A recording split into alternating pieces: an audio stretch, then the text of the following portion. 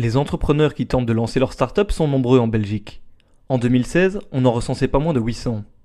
Cependant, la mortalité de ces jeunes sociétés innovantes est en moyenne de 60% après 3 ans d'existence et de 90% après 5 ans. Leurs parcours sont divers, mais nombreux sont les entrepreneurs qui décident de se tourner vers une structure d'accompagnement. Il en existe 4, les couveuses, les incubateurs, les accélérateurs et les pépinières. Toutes ont leurs spécificités et peuvent répondre aux différents besoins et aux différentes étapes de développement des startups. Les couveuses d'entreprise. Ces structures permettent de tester grandeur nature durant 6 à 12 mois la viabilité du projet commercial en évitant au maximum le risque social, financier ou juridique. L'entrepreneur va soumettre son dossier de candidature au comité de sélection sous forme de business plan. Une fois le dossier accepté, la couveuse va offrir plusieurs services. Accompagnement personnalisé, accès à des infrastructures, sessions collectives de formation sur la gestion. L'appui financier de ces couveuses peut aller jusqu'à 5 000 €. En Wallonie, il existe 3 couveuses d'entreprise, toutes supportées par la région wallonne et l'Union européenne.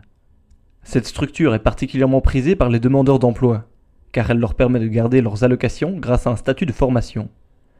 Une fois l'expérience terminée, l'entrepreneur est alors libre de lancer sa start-up. Il pourra alors se tourner vers un incubateur d'entreprise. Cette organisation couvre les premières démarches et le lancement de l'entreprise. L'incubateur offre un suivi du projet, pouvant varier de 1 à 3 ans.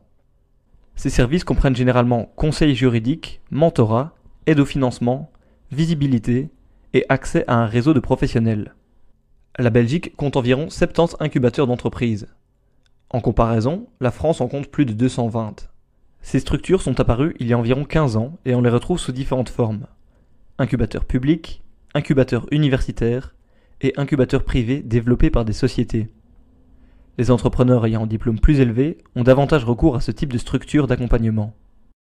Les accélérateurs d'entreprise sont une forme particulière d'incubation. Le suivi ne dure ici que 3 mois, avec un programme plus intensif et un mentorat beaucoup plus poussé que les incubateurs. Les accélérateurs travaillent généralement en 4 étapes.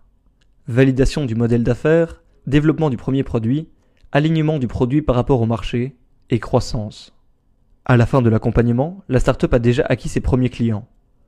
En échange de ce programme et d'un premier financement, l'accélérateur prend une participation dans le capital de la start-up. Une fois la start-up lancée grâce à un incubateur ou un accélérateur, l'entrepreneur peut alors faire le choix de recourir à une pépinière. Ces structures acceptent toutes les entreprises de moins de 3 ans. Son service se résume principalement à l'hébergement.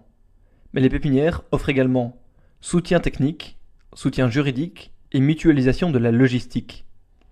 La rencontre entre les entrepreneurs hébergés permet également d'échanger des idées et de faire du business ensemble.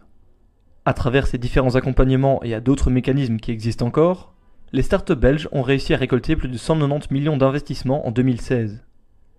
Mais la multiplication de ces offres peut néanmoins nuire à l'innovation des startups. Ce phénomène d'industrialisation de l'accompagnement entrepreneurial pousse parfois les entrepreneurs à se concentrer davantage sur leur candidature à ces programmes et à la recherche de subsides qu'au perfectionnement de leur modèle sur le long terme, ce qui explique certainement en partie la faible espérance de vie des startups.